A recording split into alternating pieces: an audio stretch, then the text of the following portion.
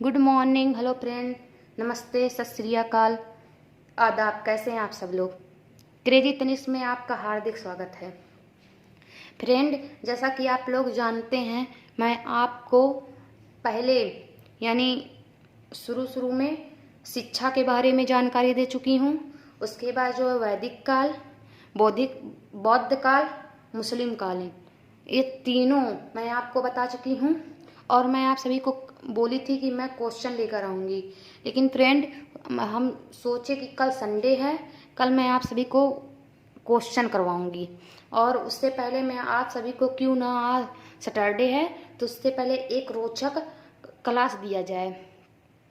तो इसलिए आज मैं आप सभी लोगों को स्वतंत्रता से पूर्व की संक्षिप्त जानकारी है, जिसमें जो है 1813 घोषणा पत्र, 1833 घोषणा पत्र, मिशनरियों की शैक्षिक प्रयास क्या थे, कौन कौन से स्कूल बनवाए थे, और हमारे भारत में कैसे अंग्रेज लोग आए और कैसे यहाँ पर शिक्षा का प्रारंभ किया।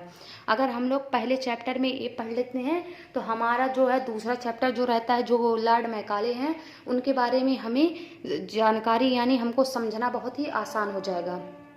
फ्रेंड, सबसे पहले मैं आप सभी लोगों को धन्यवाद करती हूँ कि आप लोग हमारे चैनल को सपोर्ट कर रहे हैं और लाइक भी कर रहे हैं। और मैं सोच रही हूँ हर जो लोग आप लोग जितने भी लोग हैं मेरे चैनल को, प्लीज़ आप लोग 5-5 अगर आप अपने फ्रेंड को भेज रहे हैं, और जितने भी बीएड बीटीसी छात्र हैं उनको भेज रहे हैं, तो वो कहते हैं ना कि आप किसी अपना भला छोड़कर किसी दूसरे का भला करेंगे तो आपका खुद का भला होगा। तो आप लोग दूसरे का भी भला कीजिए और ऊपर वाले चाहेंगे आपका भी भला होगा और आपका भी नंबर बहुत ही अच्छा आएगा। और जैसे कि कल यूपी टेट का रिजल्ट आया है, तो यूपी टेट के रिजल्ट में तो कुछ छात्राएं ऐसे हैं जिनका वेबसाइट पे अपलोड हो गया रिजल्ट और वो लोग देख चुके हैं, और जो लोग नहीं देख चुके हैं वो बहुत ज़्यादा परेशान होने की ज़रूरत नहीं है। आज या कल वेबसाइट पे अपलोड साइबर के द्वारा अपलोड कर दिया जाएगा और फिर आप लोग उसे आसानी से देख सकेंगे। तो आप लोग बहुत ज़्यादा हताश होने की ज़रूरत नहीं है। चलिए, टाइम को बहुत ज़्यादा न खींचते हुए हम लोग आगे बढ़ते हैं। फ्रेंड, तो स्वतंत्रता से पूर्व की संक्षिप्त जानकारियाँ, यानी मैं सब आप लोगों को बताऊं कि ब्रिटिश में जो भारत में जब ईस्ट इंडिया कंपनी का आगमन हुआ था, तो उस समय जो है किस तरह वो लोग आए और यहाँ पर जो लोग हैं वो किस तरह इन लोगों को उनकी मंशा को यानी भारतीयों की मंशा को वो लोग अपने मुताबिक चलाना चाहते थे। वो लोग सोचते थे कि ये लोग, इनकी जो भाषा है, इनकी जो लैंग्वेज है, अंग्रेज सोचते थे हम कभी न सीखें, बल्कि जो हमारा लैंग्वेज है ये लोग खुद सीखे। लेकिन वो लोग जब ईस्ट इंडिया कंपनी का स्थापना भारत में कर चुके थे, तो उनको ये जो ईस्ट इंडिया कंपनी था उनको चलाना बहुत ही कठिन हो गया था, क्योंकि ईस्ट इंडिया कंपनी में कुछ भारतीय भी उसमें काम कर रहे थे। तो जो भारतीय लोगों का लैंग्वेज था वो समझ नहीं पा रहे थे कि से क्या है। तो इस तरह वो एक शिक्षा प्रारंभ की है जिसमें जो अंग्रेजी ही इस शिक्षा के माध्यम पूरे देश में फैलाना चाहते थे। तो वो क्या किए, एक जैसे कहते हैं ना कि एक चाल चल दिए, अपने सोचे कि हमारा भला होगा, इसके लिए हमें क्या करना चाहिए। तो जो मिशनरी लोग हैं, ठीक है, मिशनरियों को अपने धर्म के प्रचार के लिए उन लोगों ने कहा कि आप हमारे धर्म का प्रचार प्रसार कीजिए और आप हमारे धर्म का प्रचार प्रसार कीजिए।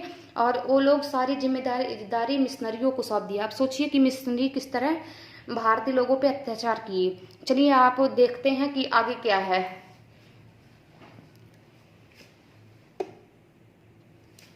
स्वतंत्रता से पूर्व की संक्षिप्त जानकारियाँ। ब्रिटिश व्यापारियों द्वारा स्थापित ईस्ट इंडिया कंपनी सन 1600 में व्यापार करने भारत आई थी। लगभग 1.5 शताब्दी तक कंपनी अपने अस्तित्व के लिए अन्य यूरोपीय व्यापारी संस्थाओं एवं भारतीय राजाओं के साथ झगड़े में उलझी, परंतु 1857 ईस्वी में प्लासी के युद्ध में क्लाइड की विजय से बंगाल का शासन अंग्रेजों के हाथों में आ गया था। यानी अंग्रेज क्या था इसमें कि ब्रिटिश व्यापारियों द्वारा स्थापित, जब ब्रिटिश जो व्यापारी जो भारत में आए थे ईस्ट इंडिया कंपनी, तो 1600 ईस्वी में वो भारत में पहुंचे। कब पहुंचे थे? 1600 ईस्वी में। क्या करने के लिए? व्यापार करने के लिए।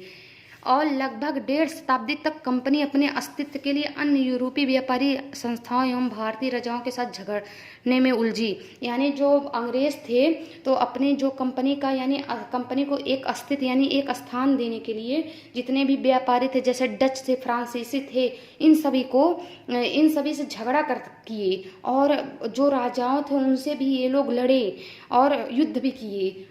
परंतु 1757 ईस्वी में प्लासी के युद्ध में क्लाउड की विजय से बंगाल का शासन अंग्रेजों के हाथों में आ गया तथा इसके पश्चात संपूर्ण भारत में ईस्ट इंडिया कंपनी का अधिकार हो गया।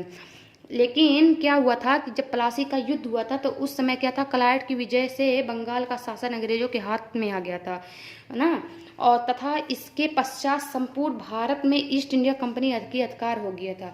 जो वहाँ पर जो अंग्रेज क्लाइड था प्लासी के युद्ध में सिराजुद्दौला को जब उन्होंने हरा दिए थे तो क्या हुआ था कि इस समय जो था उसका सारा ईस्ट इंडिया कंपनी जो था कंपनी वो अधिकार हो गया था किस पे, भारत पे जो होता है ईस्ट इंडिया कंपनी का अधिकार हो गया था।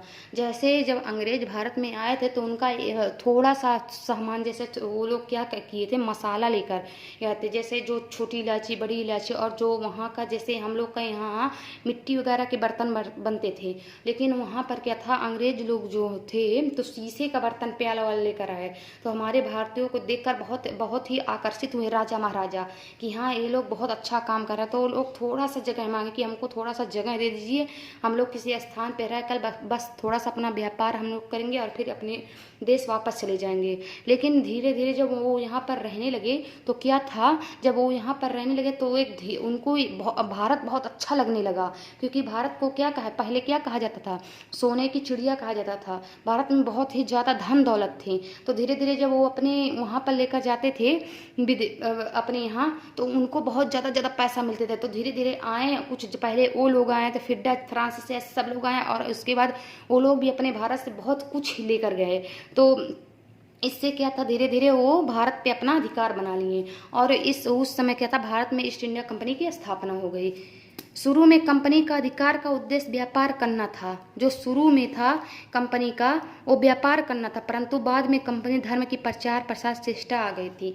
जब शुरू में कंपनी का था तो वो लोग सोचते थे कि हम व्यापार करेंगे, लेकिन बाद में क्या था, कंपनी धर्म का प्रचार प्रसार करने लगी। क्यों ऐसा हुआ, क्योंकि वो जब व्यापार करने आए थे तो जो भारतीय लोग थे उन लोगों की भाषा नहीं समझते थे, ना वो भारतीयों का भाषा समझते थे। तो उसके बाद सोचे कि अब हम धर्म का प्रचार प्रसार करेंगे, यानी हम अपने जो धर्म है, जो हमारे जाति हैं, उसका प्रचार प्रसार। जैसे वो लोग अंग्रेजी जानते थे तो लोग अंग्रेजी का प्रचार प्रसार करना चाहिए। ईस्ट इंडिया कंपनी मूलतः एक व्यापारिक संस्था थी जो भारत में धन कमाने आई थी, परंतु भारतीय जनता अंग्रेज की भाषा समझते थे और अंग्रेज भारतीयों की भाषा नहीं समझते थे। देखो मैं आप सभी को पहले बता चुकी हूँ, यानी जो भारतीय जो है ना उनकी भाषा समझते थे, ना अंग्रेज है भारतीय की भाषा समझते थे। अंग्रेज को अपनी कंपनी चलाना अत्यधिक कठिन लगता था, यानी जो अंग्रेज थे तो उनको अपनी कंपनी चलाना बहुत ही अत्यधिक कठिन लगा, क्योंकि कंपनी में भारतीय भी कार्य कर रहे थे, क्योंकि जो कंपनी थी वो उसमें क्या थे, भारतीय लोग कार्य कर रहे थे।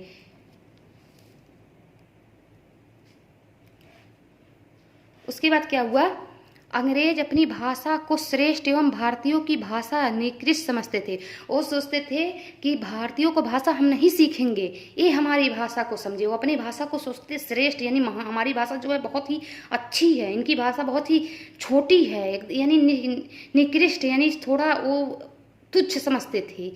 वह भारतीय भाषा नहीं सिखाना चाहते थे, वह भारतीय भाषा था वो नहीं सीखना चाहते थे। ऐसी परिस्थितियों में भारतीयों को अंग्रेजी भाषा का ज्ञान प्रदान करना ही उनका संभव, सरल व प्रभावशाली उपाय प्रतीत हुआ।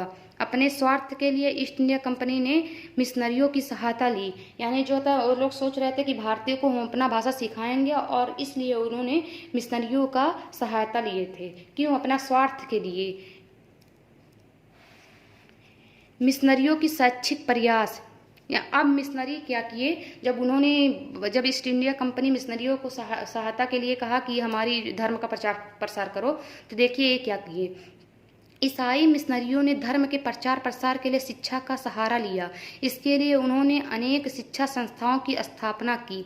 पाश्चात्य आधुनिक शिक्षा की शुरुआत करने के कारण ही ईसाई मिशनरियों को माना जाता है। यानी ईसाई मिशनरी ने अपने धर्म का प्रचार प्रसार किया, ठीक है। इसके लिए उन्होंने अनेक शिक्षा संस्थाओं की भी स्थापना की, लेकिन इनका भी एक मकसद था। ये लोग थे तो मिशनरी, ये लोग सोचते थे कि हम अंग्रेजी धर्म का प्रचार प्रसार करेंगे, लेकिन जितने भी, चाहे वो हिंदू भाई हो या मुस्लिम भाई हो, वो लोग जो भी हो, वो मिशनरी यानी वो इसका जो है हमारे यानी हमारे धर्म का प्रचार प्रसार, यानी वो हमारे धर्म से जुड़े, हाँ, हमारा धर्म है, हमारे धर्म को अपनाएं। ये लोग ये सोचते थे, यानी हमारा धर्म जो है हमारे भारत में पूरा फैले, जो लोग भारतीय लोग हैं वो लोग हमारे धर्म से जुड़ जाएं, ना वो हिंदू रहे ना मुस्लिम रहे, बल्कि वो हमारे धर्म से जुड़े।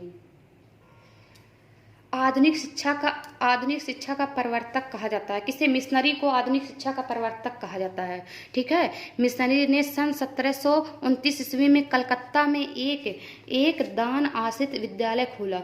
एक आपको क्वेश्चन पूछेगा कि एक दान आश्रित यानी विद्यालय कहाँ खोला गया? कलकत्ता में। कब? 1729 में। दान आश्रित सबसे पहले कहाँ खोला गया? कलकत्ता में। कब? 1729 में। इसी प्रकार एक फ्री सन 1789 में फ्री स्कूल सोसाइटी की स्थापना की, यानी इन्होंने एक फ्री स्कूल की स्थापना भी की थी। परंतु 1808 में कंपनी ने संचालकों ने अपना धार्मिक तटस्थता की नीति की पुनः घोषणा की। कंपनी की इस नीति को भारत और इंग्लैंड दोनों स्थानों पर निंदा की गई। यानी जब क्या था, मिशनरी जो थे, जो मिशनरी यानी जो इस संस्था को चला रहे थे, संचालक थे, तो उन्होंने क्या थे, सोच रहे थे कि हमारा धर्म से लोग जुड़े, हमारे धर्म में ही सब लोग हैं।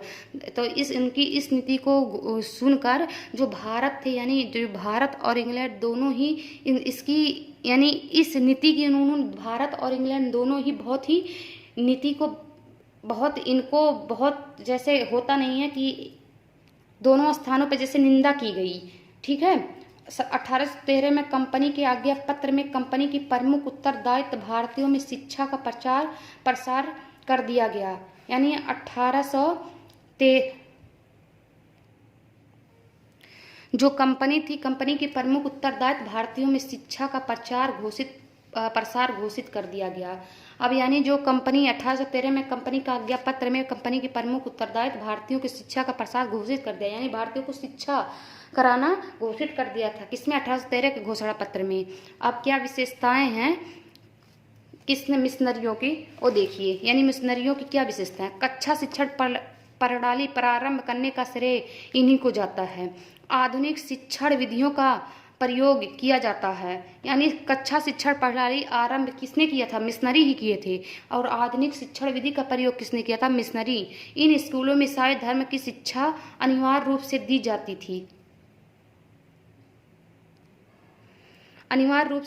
थी। और जैसे कि इन लोगों को जो था ईसाई धर्म का अनिवार्य रूप से शिक्षा दी जाती थी, यानी सभी लोगों को, सारे धर्म को अनिवार्य रूप से शिक्षा दी जाती थी, ईसाई धर्म की शिक्षा। रविवार छुट्टी होती थी। जैसे आज सब लोग क्या होता था, कोचिंग होता है, या फिर कोई कहते हैं सर संडे को छुट्टी कर देते, तो रविवार को भी छुट्टी होती थी। समस्त छात्राओं को अंग्रेजी पढ़ाना अनिवार्य था, प्रत्येक छात्र को अंग्रेजी पढ़ाना अनिवार्य था। उसके बाद क्या थे? चार्ल्स ग्रांट ने शैक्षिक प्रयास, यानी चार्ल्स ग्रांट जो थे, इन्होंने क्या शैक्षिक प्रयास किया हमारे भारत में? Charles grant east India company का ही एक कर्मचारी था, जो भारत में वर्षों कार्य करने के बाद अवकाश प्राप्त कर इंग्लैंड वापस चला गया। और चार्ल्स ग्रांट जो थे ईस्ट इंडिया कंपनी का एक कर्मचारी थे, और उन्होंने भारत में वर्षों काम करने के बाद क्या थे? इंग्लैंड वापस चले गए थे। उसने हिंदू मुस्लिम की अज्ञानता का वर्णन अपनी पुस्तक में किया और इसके निवारण के लिए 5 सूत्री योजना प्रस्तुत किया। यानी उन्होंने हिंदू मुस्लिम दोनों का वर्णन अपनी एक पुस्तक में किया था। और चार्ल्स ग्रांट जो थे, इनको ही आधुनिक शिक्षा का जन्मदाता माना जाता है। यानी जो आधुनिक शिक्षा का सूत्रपात किए थे चार्ल्स ग्रांट ही थे। इनका भारत में बहुत अत्यधिक योगदान था शिक्षा के प्रति। आज हमारे भारत में जो भी हम लोग शिक्षा प्राप्त कर रहे हैं, इनका एक देन है। इन्होंने ही पहले जो शुरू में जब यहाँ पर आए थे, तो हमारे जो भारत में शिक्षा का प्रचार प्रसार यानी इन्होंने ही किया था। बहुत मिशनरी जो थे वो समझ लीजिए भारत में किए, लेकिन ये सब यानी भारत के लिए यानी हमारे लिए जो भी रूल रेगुलेशन बनाए बहुत ही अच्छा बना कर गए थे। ठीक है, किसने? चार्ल्स ग्रांट ने। भारत में विद्यालय की स्थापना करना, अंग्रेजी माध्यम से शिक्षा प्रदान करना, अंग्रेजी साहित्य की शिक्षा देना, ईसाई धर्म का प्रचार करना, पाश्चात्य ज्ञान विज्ञान का प्रचार करना। यानी इन्होंने भारत में विद्यालय की स्थापना करना, यानी भारत में प्रत्येक जगह पर विद्यालय की स्थापना की जाए। अंग्रेजी जो शिक्षा है हमारी अंग्रेजी माध्यम से होनी चाहिए ताकि भारतीयों भी अंग्रेज की मंशा समझ सकें। और अंग्रेजी साहित्य का भी शिक्षा देना चाहिए, यानी अंग्रेजी जो मोटी मोटी किताब होती थी उनका भी शिक्षा भारतीयों को देनी चाहिए। ईसाई धर्म का प्रचार प्रसार भी इन्होंने किया था।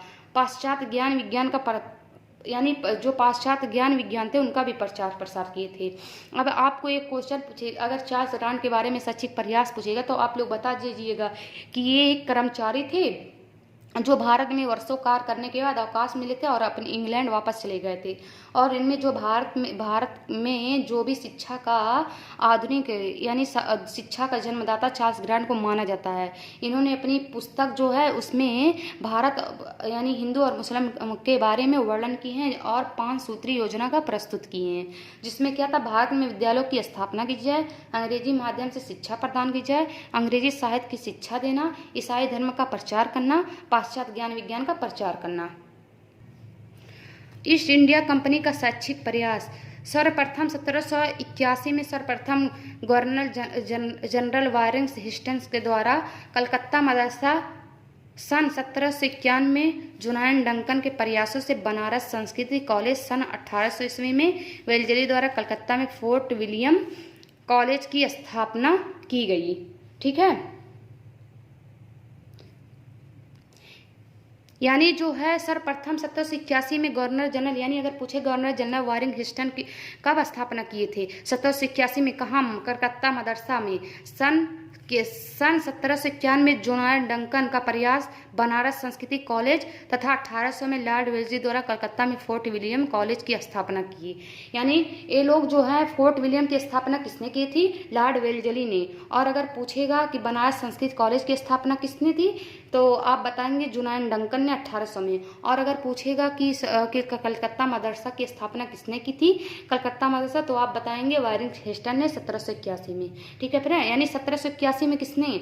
1781 में जनरल वारेंग हेस्टिंग्स ने कलकत्ता में मदरसा की स्थापना किए थे। जोनायन डंकन ने 1791 में बनारस में संस्कृत की स्थापना की थी और लॉर्ड वेल्लेसली ने 1800 ईस्वी में कलकत्ता फोर्ट विलियम की स्थापना किए थे।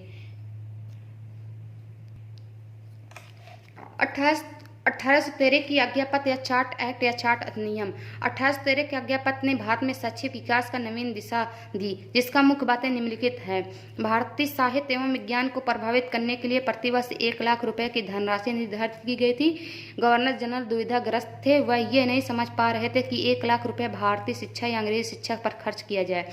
इसका परिणाम यह हो कि 2 गुटों का निर्माण हुआ, जिसमें कंपनी के पास पुराने कर्मचारी भारतीय शिक्षा का पक्ष ले रहे थे और नए कर्मचारी आधुनिक अंग्रेजी के पक्ष ले रहे थे। इनसे कर्मचारी प्राच्यवाद और पाश्चात्यवाद 2 विवाद सामने आया। हम आपको पूरा शुरू से समझाते हैं कि क्या था इसमें। क्या था? जब 1813 की आज्ञा घोषणा पत्र, ये बहुत ही मोस्ट इम्पॉर्टेंट है, 1813 1833। तो इसमें एक बात पूछेगा आपको कि घोषणा पत्र में क्या कहा गया था। तो इसमें क्या कहा था कि इनको 1 लाख रुपया दिया गया था। ठीक है, कि आप लोग 1 लाख रुपया लीजिए और आप धनराशि खर्च कीजिए। 1 लाख रुपया प्रति वर्ष है। 1 लाख रुपया साहित्य के क्षेत्र में, भारतीय साहित्य एवं विज्ञान के क्षेत्र में आप 1 लाख रुपये लीजिए और उसमें धनराशि को खर्च किए। परंतु जो यहाँ के जनरल थे, गवर्नर जनरल थे, वो बहुत दुविधा, यानी उनके अंदर बहुत दुविधाग्रस्त थी। वो ये नहीं समझ पा रहे थे कि 1 लाख रुपया हम कहाँ खर्च करें, अंग्रेजी शिक्षा पर खर्च करें या हम क्या करें इसको, या भारतीय शिक्षा पे खर्च करें। तो क्या था, जब वो ये नहीं समझ पाया कि हम अंग्रेजी शिक्षा पे खर्च करें 1 लाख रुपया की भारतीय शिक्षा पे, वो बहुत दुविधा थे। तो इसका परिणाम क्या हुआ कि 2 गुट का निर्माण हो गया। 2 गुट जो जिसमें कर्मचारी के पुराने, यानी जो कंपनी में पुराने कर्मचारी थे, वो जो भारतीय शिक्षा का पक्ष ले रहे थे, यानी वो सोच रहे थे कि हमारे भारत में जो है भारतीय शिक्षा का ही प्रचार प्रसार किया जाए। हमारी हमारी जो पुराण है, हमारी जो भी किताबें हैं, उनका प्रचार प्रसार किया। और जो नए कर्मचारी थे वो अंग्रेजों का पक्ष ले रहे थे। वो सोच रहे थे कि नहीं, हम अंग्रेजी तरीके से विद्या प्राप्त करेंगे, हम अंग्रेजी तरीके से एजुकेशन लेंगे।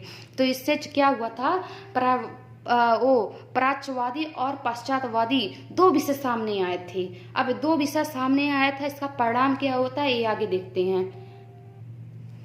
प्राच्य विवाद के समर्थकों का नेतृत्व लोक शिक्षा के समिति के अध्यक्ष H.T. प्रिंसेस ने किया था, जबकि इनका समर्थन समिति मंत्री H.H. विलियम ने किया था। प्राच्य शिक्षा के अनुसार प्राच्य शिक्षा नीति के समर्थक करते हुए लोगों ने संस्कृत और अरबी भाषा के अध्ययन पर जोर दिया, और उन्होंने हिंदू और मुस्लिम के पुराने साहित्यों का पुनरुत्थान को महत्व दिया तथा प्राच्य लोगों तथा इसका अध्ययन मातृभाषा क्षेत्रीय में कराना चाहते थे, जो भारतीयों के लिए सरल हो। अब प्राच्य विवाद क्या था कि इसका नेतृत्व जो थे प्राच्यवाद के H.T. प्रिंस ने किए थे, जबकि इसका समर्थन कौन किए थे, H.H. विलियम्स। आपको अगर पूछेगा प्राच्यवाद का जो अध्यक्ष कौन थे, तो आप बताएं H.T. प्रिंस, और अगर इसका समर्थन कौन किए थे तो H.H. विलियम। तो इसमें क्या था, जो प्राच्य शिक्षा के अनुसार, यानी जो प्राच्य यानी पुराने, यानी जो लोग भारतीय शिक्षा पर जो जोर दे रहे थे, उनकी नीति क्या थी कि वो संस्कृत और अरबी भाषा के अध्ययन पर जोर देते थे। जो कंपनी के पुराने कर्मचारी जो थे वो सोच रहे थे, जैसे जो हिंदू भाई या मुस्लिम भाई थे, मुस्लिम सोच रहे थे कि हमारी अरबी, यानी हम अरबी के अनुसार शिक्षा प्राप्त करें, हिंदू भाई सोच रहे हमारी जो संस्कृति, हम संस्कृत के अनुसार शिक्षा प्राप्त करें। तो हिंदू भाई और मुस्लिम भाई ये दोनों लोग जो हैं हिंदी और संस्कृत भाषा के अध्ययन पर जोर दिए। उन्होंने हिंदू मुस्लिम के पुराने साहित्यों को, यानी जो पुराने साहित्य हैं, उन्होंने अपनी साहित्यों को लेकर आगे बढ़ाया कि हमको ये चाहिए, हम पुराने जो हमारे पूर्वज चले आ रहा है हम उसको हम समर्थन कर रहे हैं, हमको वो शिक्षा चाहिए। और ये अपना समर्थन जो है मातृभाषा और क्षेत्रीय भाषा में करना चाहते थे। उनका मानना था कि हम अपनी मातृभाषा जो होता है, जो हम लोग जन्म से जो जिस स्थान पे रहते हैं जैसे बोलते हैं उसको मातृभाषा, और क्षेत्रीय भाषा क्या है, हम एक क्षेत्र के अनुसार अगर जैसे जो क्षेत्र में बोला जाता है तो उसे क्षेत्रीय भाषा कहते हैं। मातृभाषा जैसे हम लोग शुरू से पैदा हुए अपने घर में तो माँ जैसे बोलती है और पिताजी जैसे बोलते हैं, उसी तरह हम लोग क्या होते हैं, हम लोग उसी तरह बोलते हैं। वो मातृभाषा। क्षेत्रीय भाषा क्या है, जैसे कि हम लोग किसी कॉलेज में गए, स्कूल में, उस हिसाब से जब भाषा हमको सिखाई जाती है तो एक क्षेत्र के अंतर्गत आ जाए, उसे क्षेत्रीय भाषा कहते हैं। तो वो लोग मातृभाषा और क्षेत्रीय भाषा के अनुसार शिक्षा प्राप्त करना चाहते हैं ताकि भारतीयों के लिए वो सरल हो, हम लोग समझ सकें कि आखिर अंग्रेज चाहते क्या हैं, इनकी कंपनी कहाँ तक बढ़ रही है, हमारे लिए क्या प्रयास कर रहे हैं, वो ये चाहते थे। पाश्चात्य विवाद, आंग्ल पाश्चात्य विवाद, यानी पाश्चात्य विवाद में क्या कहा गया था, पाश्चात्य शिक्षा के समर्थक का विवाद नेता मुनरो एवं एल्फिंस्टन ने किया। इसका दल का समर्थन लॉर्ड मैकाले ने किया था। पाश्चात्यवादियों का कहना था कि अंग्रेजी भाषा में माध्यम से भारत में पाश्चात्य शिक्षा का प्रसार करना एवं औद्योगिक क्रांति में लाभों से भारतीय जनमानव को परिचित कराना, तथा ये लोग ये भी चाहते थे कि भारत के लोगों का रंग रूप में भारतीय हो एवं विचार एवं बुद्धि से अंग्रेज हो। यानी जो पाश्चात्यवादी थे उनका नेतृत्व मुनरो ने किया था और एवं एल्फिंस्ट ने किया था, और इसका समर्थन किसने, लॉर्ड मैकाले का मंशा ही था कि भारतीय रंग रूप में जो हैं, भारतीय रंग रूप में भारतीय भले हों लेकिन ये विचार में जो है बुद्धिमान हो, यानी बुद्धि जो है अंग्रेज का हो, ठीक है, इनकी जो बुद्धि हो अंग्रेजी हो, लेकिन रंग रूप में चाहे भले भारतीय दिखे लेकिन जो बुद्धि इनका हो अंग्रेज हो।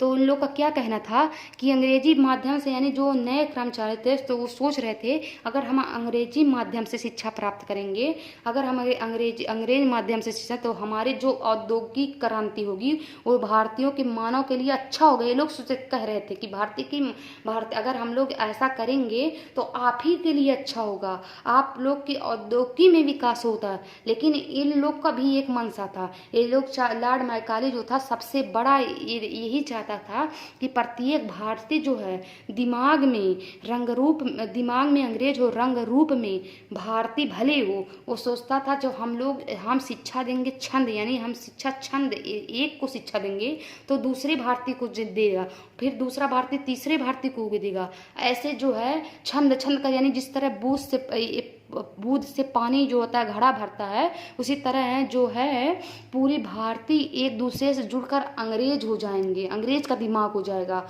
और इससे ईस्ट इंडिया कंपनी को फायदा मिलेगी।